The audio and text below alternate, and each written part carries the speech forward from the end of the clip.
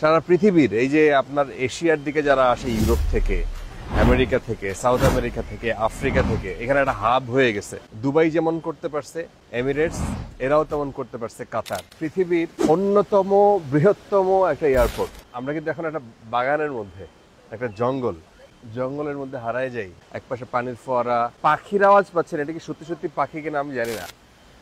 এটি হচ্ছে Hamad international airport, পৃথিবীর অন্যতম বৃহত্তম একটা এয়ারপোর্ট। 2014 সালে আনুষ্ঠানিকভাবে এর উদ্বোধন হয়। এই জন্য এখানে HIA-10 হামাদ ইন্টারন্যাশনাল এয়ারপোর্ট 10 বছরের পূর্তি। এই এয়ারপোর্ট কিন্তু আরও আগে 2009 সালে একবার উদ্বোধন হয়, কিন্তু এটার এক্সটেনশন কাজ এবং এটা এত সুন্দর পৃথিবীর। আমি এর আগে চাঙ্গি এয়ারপোর্টটা আপনাদেরকে দেখাইছিলাম, যে সেই চাঙ্গি এয়ারপোর্টে যাওয়ার পর আমার কাছে মনে হয়েছিল যে আপনার যদি কোনো কাজ নাও থাকে, আপনি সারা দিন এই এয়ারপোর্টে ঘুরে বেড়াইতে পারেন। এখানে এসেও আমার কাছে তাই মনে হয়েছে। এবং চাঙ্গি এয়ারপোর্টটাকে আমরা কিন্তু এখন একটা বাগানের মধ্যে, একটা জঙ্গল, বোঝার কোনো উপায় নাই যে এটা এয়ারপোর্ট, তাই না? এটা মনে হইতেই পারে যে আপনারা যেটা একটা দারুণ জঙ্গলের মধ্যে আপনি আসছেন। একপাশে পানির ফোয়ারা, পাখির আওয়াজ পাচ্ছেন। এটা কি সত্যি সত্যি পাখি কিনা আমি জানি না, আই এম নট শিওর। এটা মনে হচ্ছে যে পাখি, প্রজাপতি দেখা যাচ্ছে। সো এই আমার চাঙ্গি এয়ারপোর্ট দেখে কিছু জিনিস মনে হয়েছিল যে একটা এয়ারপোর্টের ভেতরে যে এরকম হইতে পারে, সরাসরি চোখে না দেখলে এটা আন্দাজ করাও মুশকিল। এখানে ক্যাপাসিটির কথা যদি বলেন, ওই যে এয়ারপোর্টের যারা র্যাঙ্কিং করে তারা ওই চাঙ্গি আর এই হামাদ ইন্টারন্যাশনাল এয়ারপোর্ট দোহায় যেটা, এটাকে তারা মিলায় ফেলে বলতে যে এরাই 1-2 নম্বরে থাকে। তো এই বছর দেখছি যে এইটা হাইয়েস্ট চলতি বছরে। এখানে সারা পৃথিবীর মানে গ্লোবাল যে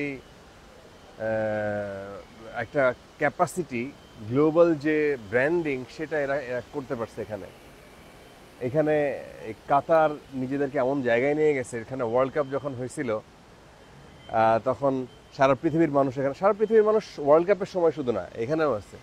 মানে এয়ারপোর্ট সারা পৃথিবীর এই যে আপনার এশিয়ার দিকে যারা আসে ইউরোপ থেকে, আমেরিকা থেকে, সাউথ আমেরিকা থেকে, আফ্রিকা থেকে, এখানে একটা হাব হয়ে গেছে।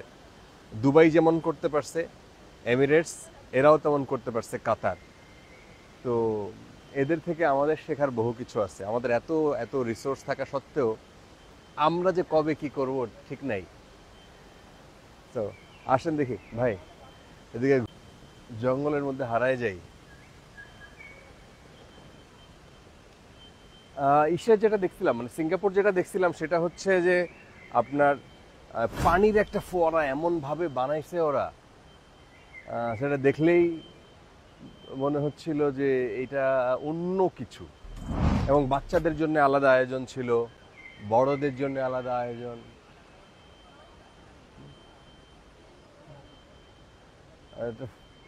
একটা ছবি তুলতেছে। এইটা আবার চারপাশে আবার মার্কেট, কিন্তু মানে আমাদের চারপাশ ঘুরে আবার মার্কেট, একদম শপিং মল।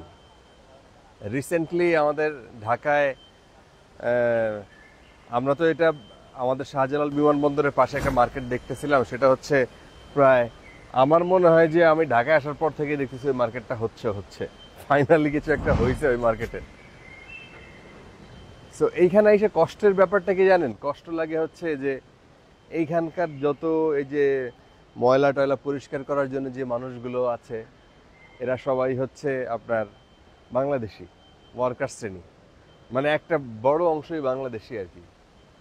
সো আমাদের বাংলাদেশিদের এই টেকনিক্যাল নলেজ না থাকার কারণে, ক্যাপাসিটি তৈরি না হওয়ার কারণে তারা আসলে ভালো কাজগুলোর দিকে যাচ্ছে না। এবং ভালো কাজ বলতে যে দামি কাজ যেগুলো, সুপারভাইজার লেভেলের কাজ যেগুলো, এগুলোতে যাচ্ছে সব হচ্ছে আপনার ইন্ডিয়ানরা।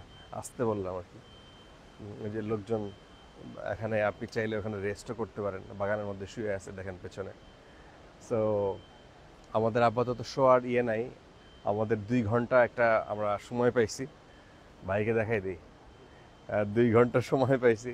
এই 2 ঘন্টায় ভাবলাম যে একটু ঘুরে টুরে বেড়াই, এয়ারপোর্টটা দেখি। দারুণ একটা জায়গা আবিষ্কার করে ফেললাম। আমি লোভ সামলাইতে পারলাম না যে আপনাদেরকে এটা না দেখায় এটা ছাড়া উচিত না। তো সবাইকে thank you. Qatar Hamad international airport যখন আপনারা আসবেন অবশ্যই এই জায়গাটা ভিজিট করবেন, মনটা ফুরফুরে হয়ে যাবে। এখানে এসে এরকম শুয়েও থাকতে পারেন। এখানে খাওয়া দাওয়া, শোয়া, সমস্ত কিছুর ব্যবস্থা আছে। আমি তো ইসে তো দেখছি আপনার চেঙ্গি এয়ারপোর্টে দেখছি ওখানে সূর্যমুখীর বাগান পর্যন্ত আছে। এখানে আর বাগান দেখি নাই, কিন্তু এখানে যা দেখলাম সেটাও সেখানকার চাইতে কম না। ইন্টারেস্টিং। ওই যে ওই পাশটা দেখান, ওই পাশটাও মানুষ বসে পার্কের মতো প্রেম করতেছে, তাইলে ঘুরে বেড়াচ্ছে। একটা রিল্যাক্সের জায়গা। শোনেন, নেচারের উপরে তো পৃথিবীতে আর কিছু নাই, বুঝছেন?